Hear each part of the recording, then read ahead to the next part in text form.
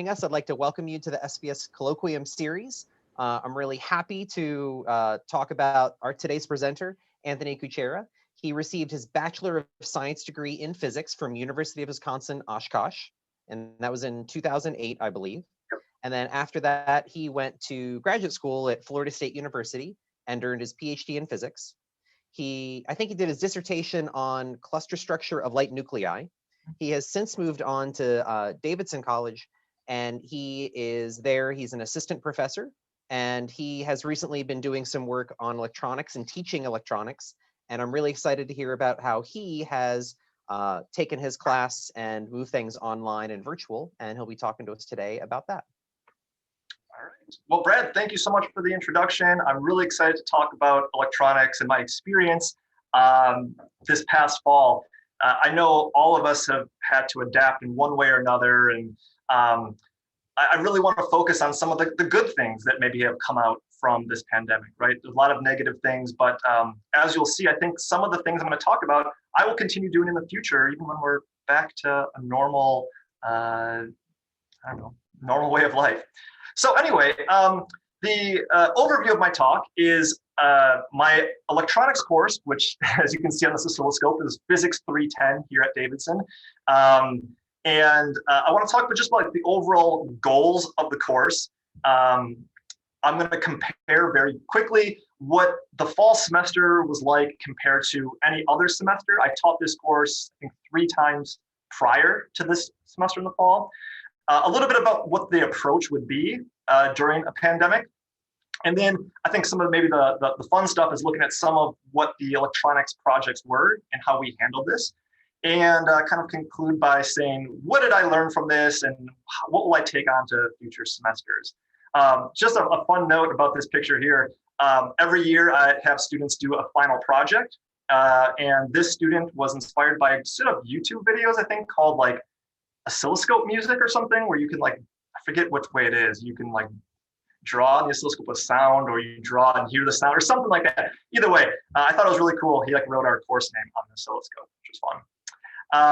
So anyway, I have to start off with a disclaimer, which you may have gotten from Brad's introduction of myself. I'm not a physics education researcher. My background, I'm by training is a nuclear physicist, but I've been teaching at Davidson since 2016.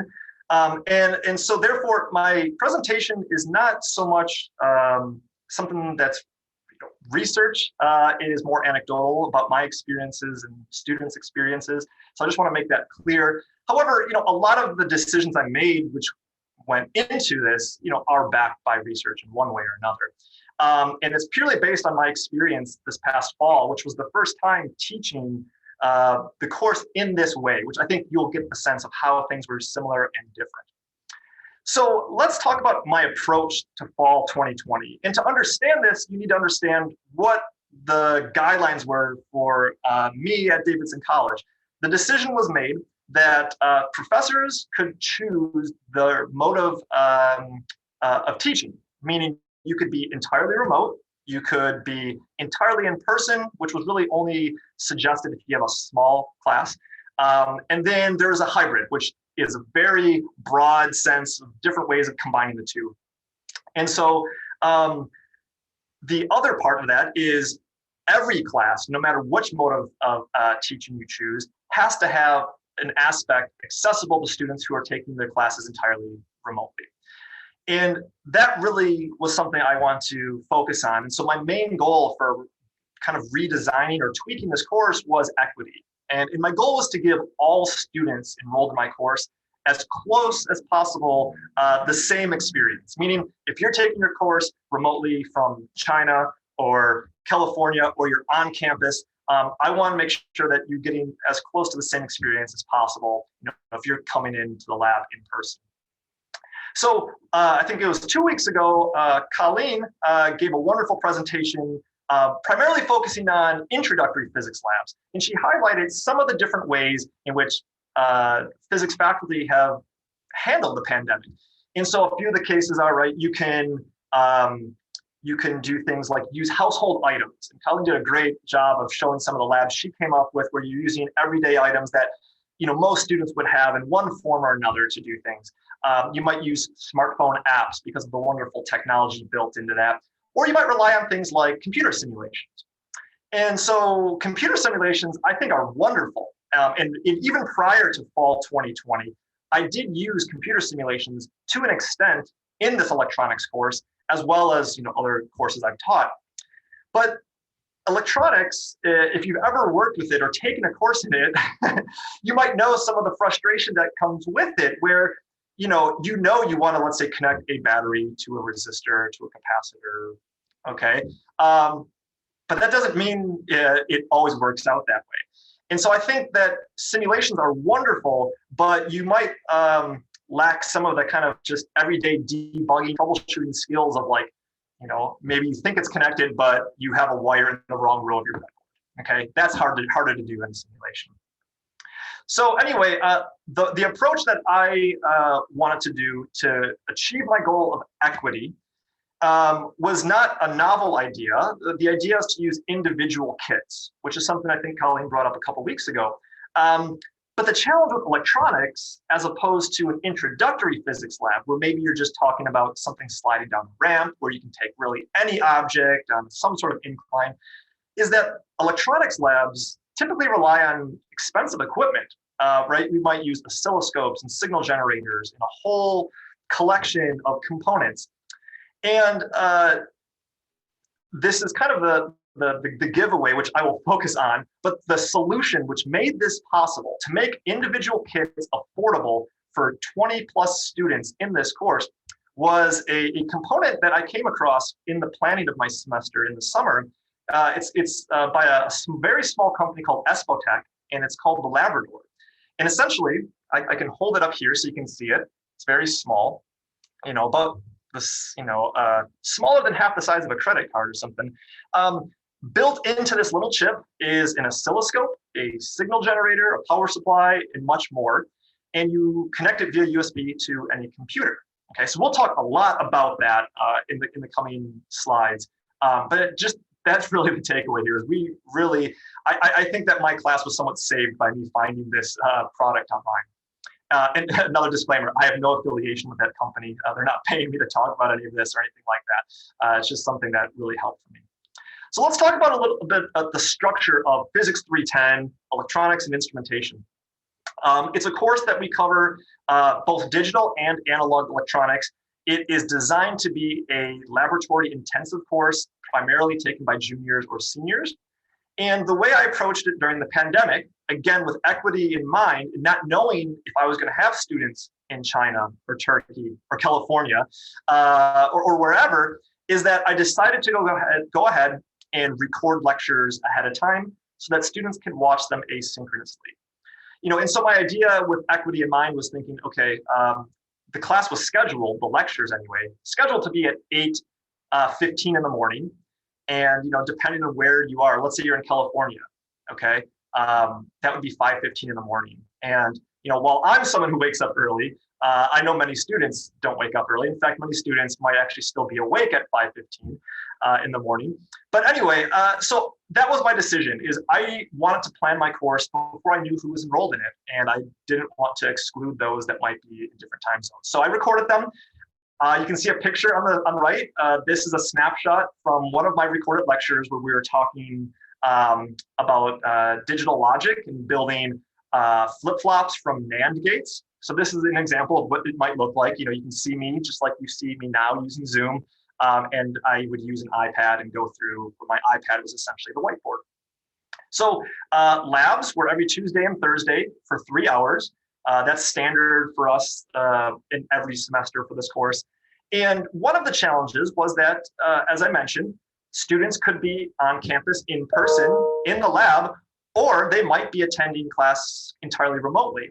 So when we had these labs, the labs which were synchronous, I will point out, I would have approximately 3 to 5 students participating in this lab through Zoom. And we'll talk more about that in a little bit. But the other thing that I want to mention is that if any of you have taken or have taught a course asynchronously with pre-recorded videos, one of the disadvantages is that interaction between the student and the professor, the ability to ask questions, to say, hey, can we pause and go over this again? So to deal with this, I reserved the time that was scheduled for the lectures, which was 8:15 to 9:30 in the morning. And I essentially told the students, I will be logged in on Zoom that time. You don't need to schedule any appointments. That time is there for you to ask questions about the lecture videos, which were posted the day before. And watching the lecture videos was so critical because the way I structure electronics is you learn a concept and you apply it in lab that afternoon. So by giving the students the videos a day early, they could watch it. And the nice thing is, right, they could pause it, rewind it. They could watch it at double speed, which I know some students did. And you could come in and ask your questions that morning. One thing I'll point out is that this was widely used early in the semester. And as the semester went on, I think attendance started to fade there. Part of it, I think, I will say, is probably the 8:15 in the morning is not the ideal time for most students. And there's likely other reasons as well. But anyway, that became less useful, but I would stay logged in regardless. So anyway, let's move on from the class and talk about what would the normal semester look like. Okay, so here's a picture of the lab where I normally teach this course. And here's the equipment you would usually find on the lab bench. This main piece of equipment in the center, I'm referring to it as a cadet board. Cadet might be like a model or brand. I think this one is not Cadet, but anyway, I still use that terminology. So what does it have on it? You can see there's multiple breadboards. It has a built-in function generator, built-in DC power supply. It has logic switches for if you do digital logic and you want to input a high or low. There's logic indicators that indicate if your output was high or low. And while this cadet board has multiple features built into it, I still prefer to have students utilize external equipment like a standalone function generator, a standalone DC power supply. And obviously when we get to time varying signals, we rely heavily on the oscilloscope. And you can see that typically students would work in pairs when I teach this normally. And I think there's a lot of advantages to working together and collaborating. The one downside to that is often, not always, a certain student gets very excited and kind of can dominate. And, you know, another type of student might kind of let that happen and may not get the same hands-on experience. And so I think collaboration is great, but sometimes there are some drawbacks if one student dominates kind of over the other. And then the other thing is, how would students record their work? Well, I typically use these, you know, if you've worked in the lab, you've seen these before, right? Your kind of standard laboratory notebooks with your sort of gridded pages, okay? So anyway, students would do these labs every week, turn them in, and I would grade them. Now, things are obviously gonna change. So as I mentioned, the plan for the fall was to have individual kits, and a couple of reasons behind that, right? We're in a pandemic where we're dealing with a virus that's highly contagious. Individual kits mean you only touch the equipment that you're the only one touching the equipment. Okay, so that removes the idea of, okay, you're going to switch lab partners and now you're going to work on this equipment that, you know, those people worked with last time, and you don't have to worry so much about sanitizing every little piece of equipment that is touched. I think another benefit with individual kits is that every student will build every circuit. Okay. Which I said previously, you work in pairs and maybe a student dominates. So this way, every student is building every circuit. And I still encourage collaboration, socially distanced, of course. If I just go back a slide, you'll notice here there's some reflection or some glare. We put up plexiglass panels so that you could work kind of on the other side of someone, still about 6 feet apart, but also have a nice divider so you might feel a little more comfortable. And obviously, we're wearing masks and things like that. So now, at the same time that I'm teaching these students in person, I had Zoom running on my computer. And they were working on the exact same labs. And because we have these individual kits, they're working with the exact same equipment that the students who are on campus in the lab are using. I would put the remote students into breakout rooms so that they could still collaborate with one another. And if they want to request help, if any of you have ever used breakout rooms before, you know there's that little feature where you can, I forget what the term is, but you know, request help or something like that. So it was really easy for me to see if someone had a question. So one of the challenges though with this was debugging circuits not in person. Okay. Again, if you've ever worked with electronics or taught or taken electronics, oftentimes a student just says, my circuit doesn't work. They're like, I know I connected it properly, but it's not working. And therefore, right, you have to go through and kind of wire by wire figure out where is the issue. And that's difficult to do over Zoom. One way around this that I found helpful for me was students that were really stuck. I would encourage them to pull out their, if they have a cell phone, to snap a couple pictures. Very important to take a couple pictures because if you just take one, sometimes a wire is blocking something you want to see.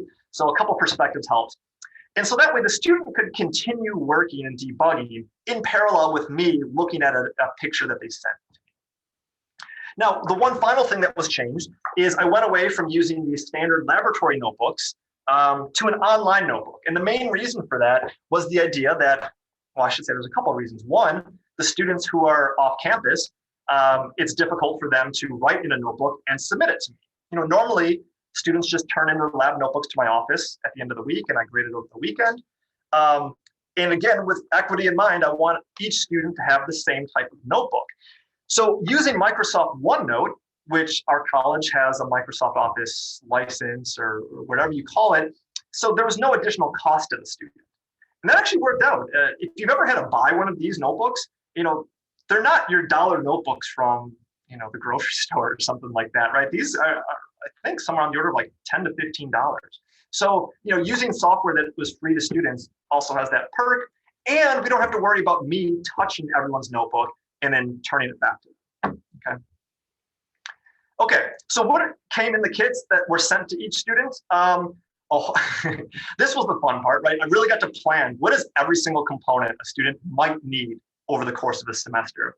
And I have to say, what might they need? Because when I teach this course, every activity is not laid out specifically. A lot of times it's design a circuit to do something, right? It's not, okay, take this 100 ohm resistor, connect it to this 1,000 ohm resistor in parallel. It's a lot of open-ended problems. So I really had to make sure they had a wide range of resistances, capacitances, inductors, and things like that. We had, because we did logic as well, you can see maybe here on this little black piece of foam, we had all our little chips there with logic gates, flip-flops, and operational amplifiers and such. You can see here the size now very clearly of that Labrador chip, which I'm going to talk a lot about very shortly. A couple breadboards and then wires. Another component to this class is the use of the Arduino microcontroller. I'm not going to focus on that. That's something that we use in my classes before the pandemic, and nothing really changed there. So each kit also has an Arduino, but I'm not going to talk about that. If you have questions about how we use the Arduino, I'm happy to answer those later. But my focus is really on like the basics of DC, AC circuits, and digital logic. Okay, so let's talk about this really cool piece of equipment called the Labrador. So first off, many people might wonder, how expensive is it? It is $29, okay? That is why this was so important. $29, and there was a 10% discount if you buy 2 or more, okay?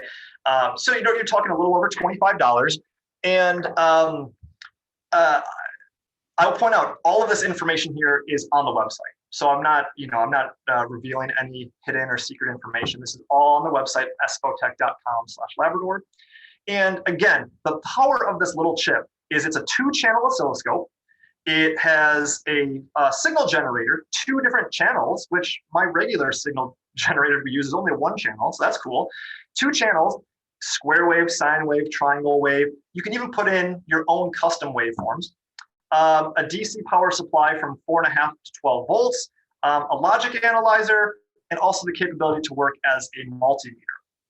If that's not enough, the hardware and software are 100% open source, very similar to like an Arduino. So if you don't have the features you want here, go ahead and you can download the software from GitHub and work with it yourself.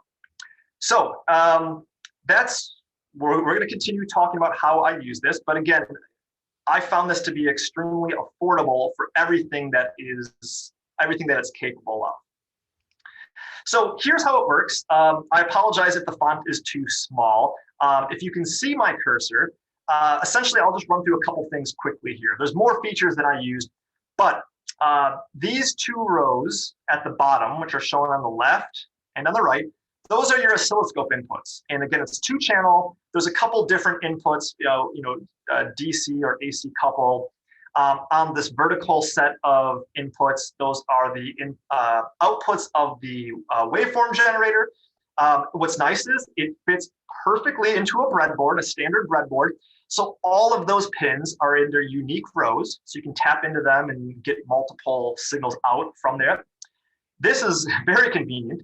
Right where this bright LED is, you'll see there's another 2 sets of places where you can plug a wire into. And what those correspond to are the outputs of the DC power supply. So one of those is the DC positive voltage, the other one is ground. So when you plug this into your breadboard, those outer rails are ground and your supply voltage. So again, if you've worked with breadboards before, you'll understand the convenience of just sticking this into your breadboard and you're good to go. The other thing is it connects via a micro USB connector, which you would plug into any USB computer of any operating system, Linux, Mac, PC, it works on them all, right? So it's wonderful. Okay, so you probably want to see this thing in action. I might assume this is what the software looks like, okay? This is currently just a snapshot, but I'm going to move away from my PowerPoint and bring over a live demonstration here. Okay, so hopefully you can see all that should look different now is that there's a little yellow live signal on here. If you don't see it, please let me know. And again, here's all I have. It might be a little out of focus, but I have the Labrador through USB connected to my computer. And currently I just have one wire, okay? I'm running the signal generator, which is right here, into one of the input channels of the oscilloscope. So to make this thing run now, and let's see if I can make this a little bigger for you. Okay. So again, for students out there, maybe who haven't worked with the oscilloscope, what we're looking at is voltage on the vertical axis versus time on the horizontal axis. And currently, I don't have any signal turned on. If we look at the bottom corner, it's a signal generator channel 1. So right now, the amplitude of our waveform is 0 volts. Let me just give that, let's say 4 volts. And hopefully you can see a sinusoidal wave that's moving around. It's a little clipped at the top. I'll show you another control to the right. It says PSU, that's power supply unit. So I can give it a little more juice and that clipping goes away. So here, let's talk about some of the wonderful functionality. So first off, obviously you can change the frequency. It's by default 1,000 hertz. Let's go to 4,000 hertz, right? Great, frequency changed. Very easy to change the amplitude. Again, I'm just using my keyboard here. So there we go, we're seeing the amplitude change. You might notice, again, and this is for people who've worked with electronics, there appears to be an offset that this waveform, in fact, I can pause it. It's not centered about 0. So I'm in my oscilloscope controls up here. If I unpause it, we can go to AC coupling. And there we go, we're centered about 0 here. The other thing, if you want to trigger on this, if you don't want your wave moving around, you want to establish sort of a trigger level. Very easy to click trigger. You can adjust it for rising or falling edges. You can set the level there. Now that we have a nice signal triggered, so it's somewhat stationary, some of the common controls a student would work with, and again, let me make my amplitude a little bigger, is how do you adjust the time scale, time per division? Okay, this is very simple. I have my mouse here, and I am just going to do a left and right scroll on my mouse. And that changes it for you. If you want to change your volts per division or your vertical axis scale, I'm just doing your sort of standard up and down scrolling. Okay, so very easy, very intuitive to zoom in on a signal. Okay, so I think students love that, especially if they're new to working with electronics. A standard oscilloscope has so many buttons and knobs and features, and I think the layout is really simple here. Just to show you a couple more features. It's very common for us to want to measure properties of our time varying signal. So let's just change things up. Let's go to a triangle wave, for example, to remove the trigger and reestablish it. So, okay, we have a new waveform here. And what if we want to measure, I don't know, peak to peak voltage? Okay, normally on an oscilloscope, you would find your cursor controls and do all that. Again, so simple. I literally click and drag. And I could pause it maybe just to get even more stable. You can see, right, my two cursors are at 1.93 volts and -2 volts. It gives you the delta right there. Okay, so that's great if we're measuring things like peak-to-peak voltages, which we often ask our students to do. But what if you want to know something about the time behavior of this? Okay, well, we also have vertical time cursors. For this, you would just do Control-click, and I'm just dragging over. And right, if I want to measure the period, very conveniently, I've measured peak to peak. It again gives me the individual cursor time values, the delta, and it gives me the inverted value, so we get the frequency 4 kilohertz, which is exactly what we said. So great. So those are some of the key features. One more feature I'll just mention that I absolutely love is it is extremely simple. If you want to analyze the actual traces, you want to analyze a waveform outside of this program, I can go to File, Enable DAC, Channel 1, and when I click on that, it will actually save every data point into a CSV file, and you can pull that up in something like Excel, and if you want to do some sort of fitting to it or whatever you want to do, very easy to get that data, okay? So I'm not saying that this does things that no other oscilloscope can do, but I just want to point out that for $29, you get a lot of functionality that's very easy to use, very intuitive, and every student can have this on their computer. Okay, so I'm going to put this away now and go back to my PowerPoint presentation. But at this point, I think what I have next is just, I was going to pause and see if anyone had any questions at the moment.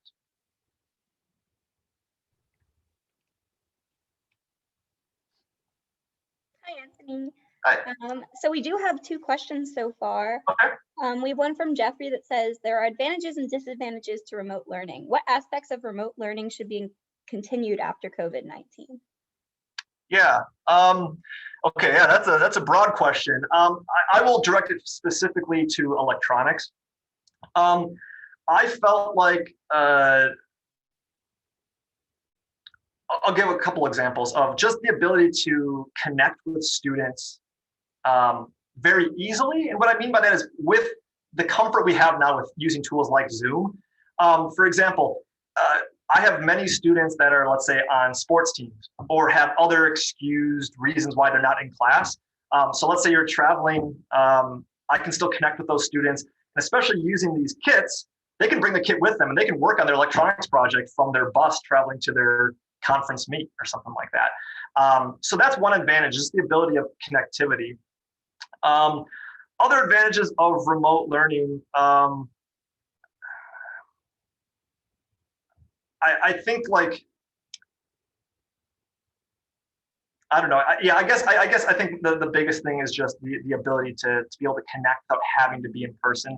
One thing I think I will use in the future is I will still have in-person office hours, but I also may in the future have office hours on Zoom.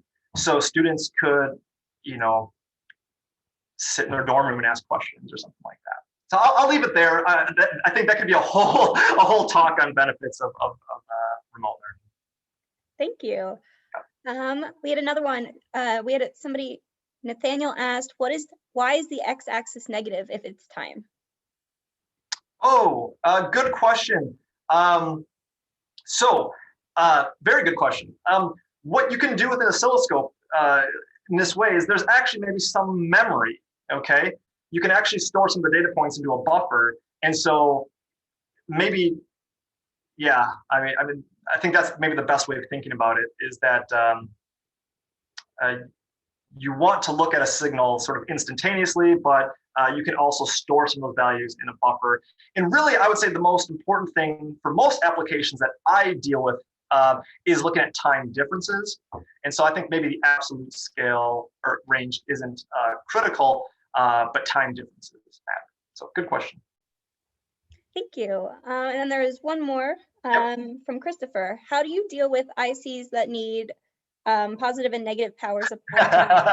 That's a great question. Has a single DC source. That is a wonderful question that I was actually going to address later. That is one of the downfalls. Yeah, let's go back a couple slides here. Yeah, or maybe this person saw it here. The supply is only positive voltage. Yes, that is one of the issues I dealt with. And one of the things I usually teach is with operational amplifiers, we use a 741 kind of standard general purpose op amp that has positive and negative voltages. And we couldn't do that. That was something that when I got the go ahead to purchase these, I just overlooked. And this is where I will highlight the benefit of also having a simulation package as well. So I know I talked earlier about how simulations are good, but you lose some hands-on skills. We still did a lot of simulations as well, and I'll show some as well. So in cases where we needed positive and negative voltages, we just couldn't do it with this device. So great question, and that is maybe one of the bigger downfalls of this. I have come across online, there are plans to build simple dual supplies, and maybe in the future, if I had to do that, that could be a fun project as well. But yeah, great question. Thank you. That's all the questions we have so far. Okay, perfect. I'm glad I was able to answer those now instead of having you wait to the end. So let's go over some examples now. What did actual student work look like in my course? Okay, and I really want to acknowledge one student, I just, in some sense, chose a student arbitrarily to look at their online notebook, right? I mentioned I went away from using these paper notebooks to an online notebook. So I still have access to all my students' logbooks, which has that wonderful advantage that when I go to teach this next time I teach it, it's nice to have a record of what did we actually see before, were there any issues and things like that. Okay, so let's just talk very quickly about some examples. This would be like one of the very first labs we might have done in the semester. And all it is, you can see this is the student's actual hand-drawn circuit diagram, is they have a DC voltage, which is coming from the Labrador here. Again, if you're wondering how this connection works, that it's a little off screen, but these two rails are the positive voltage and ground. So you see there's a connection here to one of the three connections of this switch. And then the connection goes to a current limiting resistor, to an LED, and then connecting it to complete the circuit back to ground.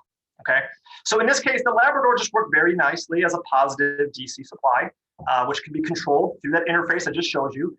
And it works very well for that. It's very simple. Here's an example of a more complicated problem. I mentioned earlier, we also covered digital electronics in this course. So this is an example. You can see, again, the student's handwriting on the right. I think they were asked to design their own logic circuit that utilized three different logic gates.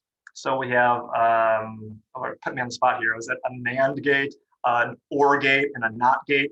Three distinct inputs. So you'll see the student made three switches here as the inputs, and a single output, which is denoted or determined by this LED, if it's lit up or not.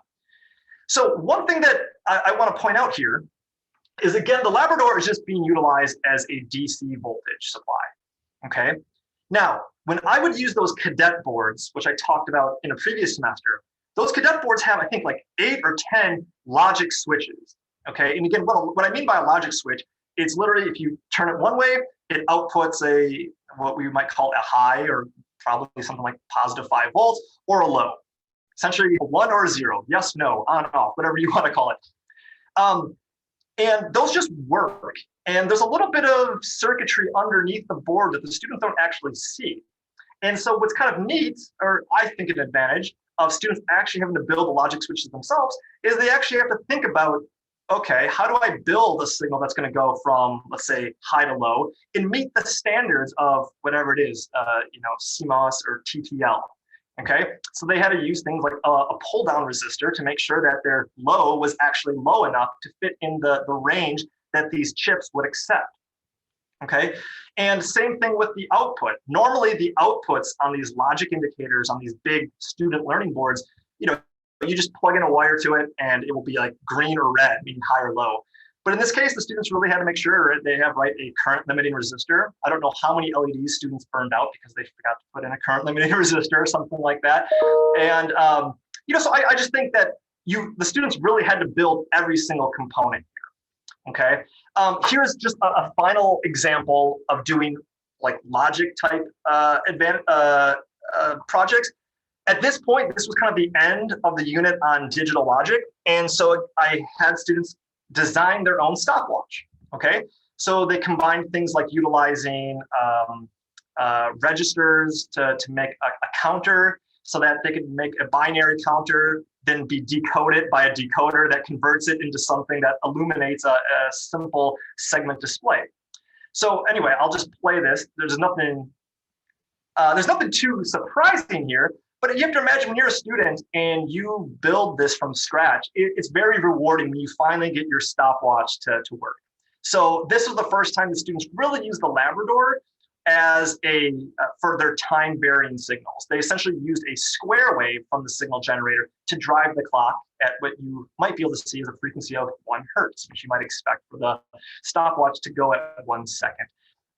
So anyway, you can see that they used a couple switches so they could kind of start and stop the watch. There's a reset. But anyway, again, the Labrador here was utilized not only for its DC supply to power the chips, but also as a time varying signal as the oscillator for the clock itself. Okay, so moving on now to some pros and cons. Some of these I already mentioned. Compared to using the traditional cadet board that had the logic switches and the logic indicators, it was time consuming. I mean, to actually make those switches work and for the students to think about it, I think it actually took more time than I was expecting, but it was a good thing. It removed the black box element of what is happening underneath this student cadet board. And they had to really think about how could they make an input meet the conditions that the chips require. And so one other downside I have is that those little mechanical switches we have often would bounce. And for students here that haven't worked with electronics, the idea of bouncing is this idea that a switch is typically a mechanical connection. You are physically moving a switch to make electrical connectivity between, let's say, 2 pins or another set of 2 pins. And what bouncing is when you make that mechanical movement, sometimes the connection, they touch and then stop touching for a moment and touch again. And that can be problematic when you're trying to do something like counting how many pulses occur or something like that. So that was frustrating at times, but I always think of it, it was a great learning moment to think, hey, like we need to deal with this. And for those that have taken, digital electronics before, it's a great way to demonstrate the beauty of using flip-flops as a way to make a debounced button. Okay, so you can take these disadvantages and make them a nice teaching moment, which I tried to do. Okay, so let's switch over to some AC signals here. And this is an example where I'm comparing some of our simulations to the actual measurements that students would make. So for students out there that might be interested in what's going on here, if you make a simple circuit, again, a time varying voltage connected to a resistor and a capacitor, and you look at the output voltage across the capacitor, if you're careful about how you choose values of R and C, you can get the output to essentially or approximately behave as the integral of your input. Okay, so what I mean by that is, let's just look at this upper left-hand corner. If we feed in a square wave signal and measure the voltage across the capacitor, what we see is something that would look reminiscent to the integral of that signal, okay? And to explain this, you see that we have a flat line at essentially the tops and bottoms of a square wave. Think of if I gave you a mathematical function and said like y equals 3, okay, just a constant value, right? If you integrate y equals 3 with respect to x, right, you expect to get, a factor of x now, right? And so, right, now you went from a constant value to a linear value. And that's what you see here, this blue line. It has that very characteristic RC kind of charging effect, but it's very close to being a linear line. That's a positive slope because it's a positive voltage. And then when you have a negative voltage or a negative constant value, you get a negative line. And so this was really nice for students to see, and they were able to check when they built their circuit and used the oscilloscope from this Labrador to get really nice results. And you could do the same thing with a triangle wave. This was always fun to talk about with students. The first thing they want to say is, oh, it's a sine wave. Well, not quite, right? If you take the integral of something that is linear, you expect something to go from like y equals x to something that's like y equals x squared, okay, and over 2. So anyway, this is actually more of a parabolic shape, an x squared term, not a y equals x shape. And you can very easily see this, okay? So that's just an example. Another common thing that we might do in an electronics course is focus on filters, specifically passive filters. You know, we also talk about active filters later, but a simple filter with a resistor and a capacitor. You know, this is a simulation on the left of the frequency behavior of an RC filter. So what you're looking at is gain, meaning output voltage over the input voltage. So if it's a time varying signal, like something we see on the left, you're really comparing what is the voltage of my input, like straight from the source, comparing it to what do I get at the output. And what you see in this figure to the left is something we refer to as a high pass filter, meaning that higher frequencies, this horizontal axis is the frequency of our input, that essentially what you get in, you get out. It passes those high frequencies through. The low frequencies are greatly attenuated. You know, and again, for students that maybe this is your first time seeing filters, I have so many examples of doing like audio processing. I'm a musician and I love to listen to music. So if you're someone who's maybe played electric guitar, you know, you always have like a tone knob on your guitar, which essentially brightens the tone. You know, you're adjusting a high pass filter to let higher frequencies through or attenuating them. So this is simulated Bode plot, which is, you know, again, gain versus frequency. But to actually make the measurements, what we would do is have students input a variety of frequencies over a very large range, and then use those cursor features on the scope to measure the output voltage compared to the input voltage. And as an example, right, this is not a high pass filter. This is a band pass filter, which again, the purpose of the band pass filter is to accept a certain band of frequencies. Okay, so we're not saying we only want high frequencies or only want low frequencies. Maybe we want a narrow band. Okay, maybe in our audio system, we want the ability to boost a certain frequency. Okay, so if you have a fancier stereo, instead of just having like a bass and a treble knob, maybe you actually have an equalizer with a various range of frequencies, and you want to adjust, how much a certain frequency is allowed through. So anyway, what the students would go through is adjust the frequency on their Labrador signal generator. You can see from as low as 10 hertz up to 62,000 hertz, just comparing input and output voltages, plotting them, and you can then have students compare where that peak or resonant value is based on the components they have, and you get pretty good results.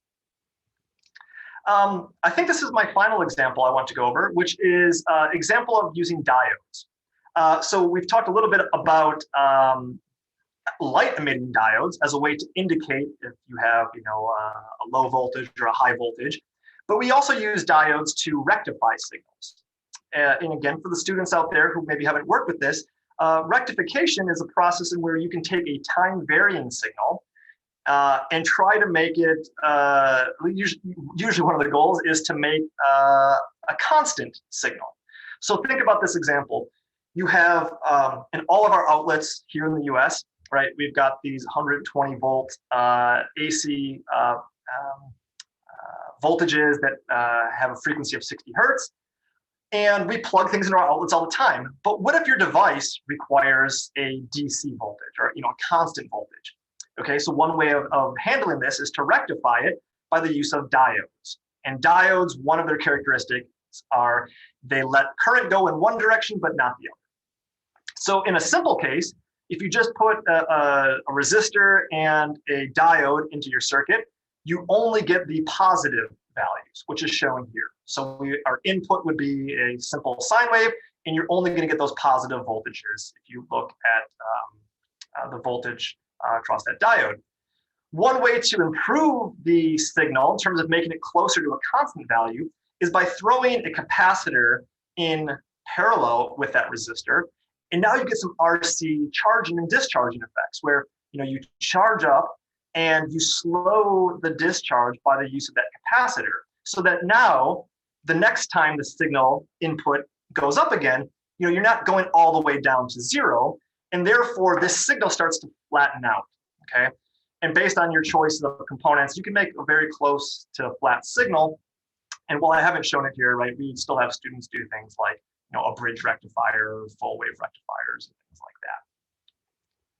Okay, so now with our AC signals, what are the pros and cons of this Labrador device I've been talking about? First off, like a lot of components, it doesn't work well at high frequencies. Again, I use it as a teaching moment, and I use it as an opportunity to go to the simulation.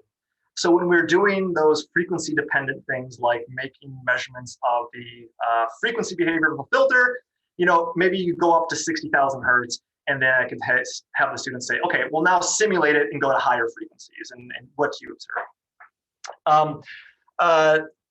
This was the question someone had asked me earlier. What about the nature of the supply only being positive voltages? Yes, definitely a downside. But again, that's where I would lean on the simulations to help fill in the gaps. Again, some of the advantages I already demonstrated, very easy to measure things just with your mouse. Click and drag, and you get those very nice measurements. With the use of our online notebooks, using OneNote, very easy to capture screenshots. And also the thing I mentioned earlier, where you can save traces to CSV files, and again, throw it into Excel, do some analysis, and then copy and paste that into your notebooks. So I want to, this is the last thing I'm going to say here. This will just be another maybe 2 minutes, is talking a little bit about the notebooks now. I saw so many advantages of switching from my traditional paper notebook to an online one. So first off, I thought, just as I mentioned, very easy to get screenshots of everything they're working with. And it removed the time that students, that I call arts and crafts. If you open up, okay, look in this log notebook, right? These are like photographs of, the oscilloscope that students have to go take pictures, maybe email it to themselves, print it, cut it out, tape it into the logbook, and now you just screenshot, copy, paste. It saved a lot of time, which I think students and myself appreciate. Very easy to share content. So students work together in pairs and they want to share data with each other. Very easy to do that. And also sharing with me. The way in which I graded these is I just had students take their notebooks and you just share it by saying, I give permissions to me and I have access to all their notebooks at all times. Another advantage, this is mainly for the faculty side, occasionally you have students that their handwriting might be difficult to read. And when things are typed out, it just makes it easier and there's less ambiguity about what a student said. Was that a 1 or a 7 or whatever it is. Here's the one drawback. I really like having students draw circuit diagrams. And as you notice from most of my examples, the student would draw on paper and then take a picture and then have to include that. Whereas in a traditional logbook, right, you can just go right into drawing. Some students have tablets and could draw kind of directly with like a smart pencil or something like that. But that is one of the drawbacks. And I just want to very quickly show you what one of these logbooks look like, just so you get an example. So here is a student's OneNote. I had never used OneNote prior to this semester. So it looks like this. Essentially, you can have different tabs for every project they worked on, and then different projects have different sheets. So their very first activity was actually doing simulations this semester. So you can see that was the actual questions they were asked to do. They wrote down some, what were the goals? They have some of their calculations, screenshots of the simulation. They could draw their loops on doing their Kirchhoff's rules. We could switch over to different pages. Here they want to draw, so you can see things like that. You go to a different project. Here was the stuff we talked about with diodes, where again, snapshot and then copy and paste right in. Very clean, very easy to read, very easy to grade, and so on. So I really liked using OneNote. So much so that I'm teaching intro physics now, and I have my intro physics students do their labs this way as well. So again, a little carryover of things I learned from last semester to the current semester. Okay, well, that pretty much concludes what I want to say. So just to wrap things up, I felt that this was a successful semester of maintaining the hands-on nature of my electronics and instrumentation course. I felt like I had very little to sacrifice. And honestly, that question that the person, I forget, I didn't hear the name, but asking about the dual voltage supply, positive and negative voltages, that was one of the downsides that I overlooked in the planning. But other than that, I think things worked out very well. I think this Labrador chip, again, I'm not promoting it for, I have no connection with them. It just really worked out well for me. And I felt it was very valuable for the cost and features. Having an oscilloscope right on the student's computer was also helpful for me working with remote students, right? When I have to debug their circuits, it was very easy for me to say, hey, can you share your screen? Let me see what you are actually seeing, even if you are, in California. Very easy, okay?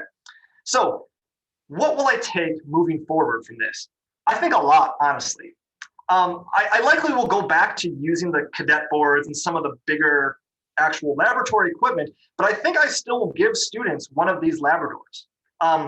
Again, some of the advantages are, if you're a student and sometimes maybe you're sick, you have to miss a lab, or you're traveling, for an excused reason, you could do these things from home if you had to. Okay, so I like that aspect of it. I still like the aspect of the simplicity of getting screen captures and stuff like that from oscilloscopes and just the ease of use.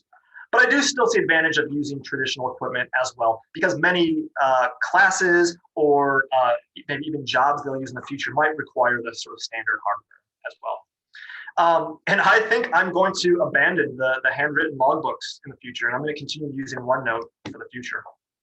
Okay, so I'm happy to talk about any of these things and more, but I first just want to acknowledge all the students who took this class, right? They were on this journey with me. They did not complain about it. They were really wonderful about it. And so, I don't know if I have any students that are here right now, but I want to thank them for their patience. And, I was learning as I went as well, using new equipment. I want to thank a specific student, John. He's the student who I used all those samples from today. One thing I didn't mention is I did have a co-teacher. So Dr. John Yukich, who's another physics professor in our department, with a lab that large, 20 students, I think it was 20 or maybe 21, we were able to allow another faculty spot so that, imagine you have 20 individual students working on circuits, and it takes a while to debug questions. Having a second set of eyes and expertise was valuable. And in fact, it allowed us to improve our social distancing because we took advantage of 2 separate labs. So we could really space things out and have a separate faculty member in each room. So that was wonderful. And also, all of this would not be possible without the funds that were allocated so we could do individual kits and purchase enough of these individual Labradors for every single student. So I want to thank the college for that. And finally, thank you all for your time. Thanks SPS for hosting these wonderful colloquia, and I'm happy to take any more questions. Hi, Anthony. Thank you so much for that wonderful talk. I learned a lot. I wish I had both virtual lab notebooks and an oscilloscope in my electronics class. That sounds amazing. Cool. If anybody has any questions, feel free to put them in the chat now. I had a question for you. I was wondering, you mentioned how sometimes students, if they work in partners, it can be a little overpowering and stuff. Do you think you'll use both the cadet and the Labrador chips in the same lab, or do you think you'll let people choose what they want to do? Good question. I think while they are in the lab, I would probably say let's use the kind of standard oscilloscope. But I think as long as I have enough of the Labradors, I would probably give every student one to use. And honestly, you could do simultaneous with 2 students. If you have something connected to the traditional oscilloscope, which I will still probably encourage, you can also run a copy of that signal to the Labrador if you want to get very quick images off of it. I know some people might say, well, a lot of modern oscilloscopes, connect to computers and do all these things. Not every oscilloscope does. And the oscilloscopes that we have a lot of don't have all the features, right? Our advanced lab has really high-tech oscilloscopes, but when we have our electronics labs, they don't all have the capabilities of very easy screen captures and stuff like that. So yeah, I think the students could use both. That's a good point. Thank you. And we have one more question from Nathaniel. He says, how would I join this course? Who's it hosted by? Yeah, this is well, like I mentioned, I'm a professor at Davidson College. So Nathaniel, I don't think I know you personally, but this is how I have been teaching it here at Davidson. And if you aren't here, maybe your school has electronics as well. But yeah, this is purely at my college. This is not a course that I do like a YouTube course or anything like that. Yeah. He says he's a student at Nova. Is that not applicable for him? Do you guys have a course transfer? I don't think so. At least I have had no experience with this or doing something like that. We offer this course every fall. So yeah, I don't think we have any way of, not that I know of, I don't know of any way of allowing another student from a different institution to join. So sorry. And then we have a question from Christopher. Okay. Excuse me, I'm just going to read through the whole paragraph. As someone who taught circuits electronics labs online in the fall, I like your idea. We were looking at a couple of items similar to what you found, but ran into supply issues. We actually used 2 DC bucks to provide additional voltages when needed and a DC voltage regulator to get a third when necessary. One question I wonder, as I teach mostly introductory labs for first and second year students, I'm wondering if the hands-on of individual work outweighs the group work. Perhaps it builds a better base for circuits and electronics. Yeah, great question, and thanks for your input, Christopher. Yeah, I'm always on the fence about individual work and group work. One thing I really like that I was able to do this semester, which I think maybe you're getting to here, is that the individual nature of everyone having to, if you have enough equipment, which I know is often the challenge, if you have enough equipment, having every student do the activity, I think is great, with allowing them to talk and communicate, right? Most science is done in a collaborative nature, and I want to encourage that. I think there's a lot for students to learn from their peers. So I think, if your question is comparing individual versus group work, I think there is a balance. Now, like you, I'm also teaching intro labs this semester. I'm doing it in a studio type format where I have students work in groups of 3. And so I think part of it comes down to the approach. How I'm teaching the studio course is, I guess, I'm trying to think if it's inquiry based. Essentially, we give students activities to do before they're actually taught it. And so in that case, I really love the collaborative nature where a group of 3 students are trying to figure something out together. I think there's a lot of advantage to that. For this electronics course, they've all seen the concepts. And I think where a lot of the advantage of individually doing it is getting the hands-on practice of every student is doing something, right? Everyone has to do every piece of the work. Now, something kind of maybe in between. I know something very common in computer science courses, and even the way that our computational physics course is taught is, oh gosh, why am I blanking on the name? If someone knows what I'm talking about, it's, pair programming. Sorry, yes, it's called pair programming, where you actually have 2 students to a single code, and you alternate. So you have one student who's one student gets the keyboard, is typing, the other one is contributing and sharing, and you alternate every so often. That was something I had considered in traditional labs, is that essentially one student is in control of the equipment and the other one is kind of supervising and providing feedback. So that might be another compromise, but I'll leave it there. Thank you. Those were all great questions. Thank you, everybody. Yeah. I don't think we have any others, but I just wanted to say thank you again for helping us with this virtual colloquium series. We really appreciate it. It's very fun. I really enjoy it. Thank you. Oh, hi, Brad. Thank you, Anthony. And we really appreciate you sharing what you've learned over a very interesting year with all of our other advisors. So yeah, thanks so much.